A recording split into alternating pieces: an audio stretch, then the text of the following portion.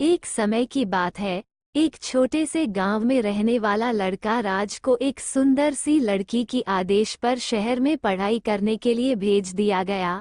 उसके जाने के बाद उसने कपड़ा साइल का काम धंधा करना शुरू कर दिया। एक दिन राज शहर के सबसे बड़े साइल स्टोर पर कपड़ों का खरीदारी करने गया। वहां पहुंचकर उसकी नज़र एक दुकान में बेईमानी से छिपी लड़की पर पड़ी। उसकी नादान आदतों के कारण राज वहां भयानक खराब हो गया। वो अपनी ईमानदारी और अच्छाई की रक्षा करना चाहता था।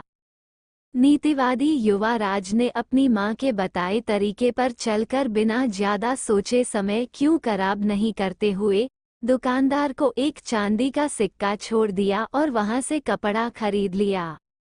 धीमी धीमी धुन सुनाई देती हुई लड़की अचानक अपने पिज्जा पानीपुरी स्थान पर दिखाई दी। वह राज की खराब हालत देखकर उनके पास आई और पूछा, आपके हाथ में क्या हुआ है? क्या मैं कुछ मदद कर सकती हूँ? राज ने यह बात सुनकर हौसला बढ़ाया और उसने सबसे पहले दुकानदार को धन्यवाद दिया जिसने उसे ये सिक्का दिया, और उसने उस लड़की द्वारा पूछे गए प्रश्नों का उत्तर दिया। धन्यवाद बहन, मेरे हाथ में कुछ नहीं हुआ है, शायद तोड़ी है। लड़की ने राज को बताया कि वो उसे बचपन से ही उम्मीद कर रही है। उसने आगे कहा कि उसे एक बहुत अच्छा और भोला लड़का चाहिए जो उसे सब प्यार करे और उसकी ख्वाहिशों को सीधा रास्ता दिखाए। राज ने लड़की के प्रति खास इंटरेस्ट दिखाया और उसे बातचीत के लिए आमंत्रण दिया। वे बहुत देर तक बात करते रहे और इस प्रक्रिया में वे दोनों एक दूसरे के बारे में अधिक जानने वाले हुए। धीरे धीरे उनके बीच की रिश्ता बंधी कहानी एक लड़की और एक लड़के के बारे में है जो बचपन के सबसे अच्छे दोस्त थे।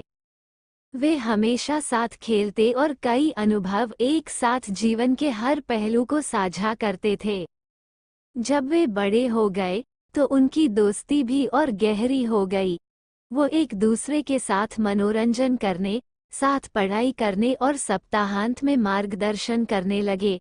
एक दिन लड़के ने अपनी दोस्ती के कुछ अलग महसूस किया। वो हमेशा लड़की की तरफ देखने और उसके साथ हंसने खेलने के लिए तत्पर रहने लगा। इन भावनाओं को देखते हुए लड़की ने दोस्ती के बारे में भी कुछ अलग महसूस किया। वो अन्याय महसूस करती थी क्योंकि उसे लड़के के प्रति कुछ विचार होते हुए उसके साथ भोला बनाया गया था। समय बीतते हुए लड़के ने धीरे धीरे लड़की को अपने अलग होने के ख्याल के बारे में समझाया। वह कहने लगा कि वो उसे खोने का डर दिखा रहा है और उसे ये भी दिखा रहा है कि उसके बिना वह जीने योग्य नहीं है। सुनकर लड़की बहुत खुश हुई और समझ गई कि उसे भी लड़के के प्रति उसी तरह की भावनाएं हो रही हैं। इसके बाद लड़के और लड़की ने अपने भावों को सामने लाकर एक दूसरे को बताया और उसे अपने असली प्यार का आदान प्रदान करने के लिए राजी कर दिया। बाद में उन्होंने अपने परिवार को भी अपने असली प्यार के बारे में बताया और वो विवाह करने के लिए इच्छुक थे। इस प्रकार लड़के और लड़की ने एक साथ विवाह किया और अपने सपनों को साथ मिलकर पूरा किया।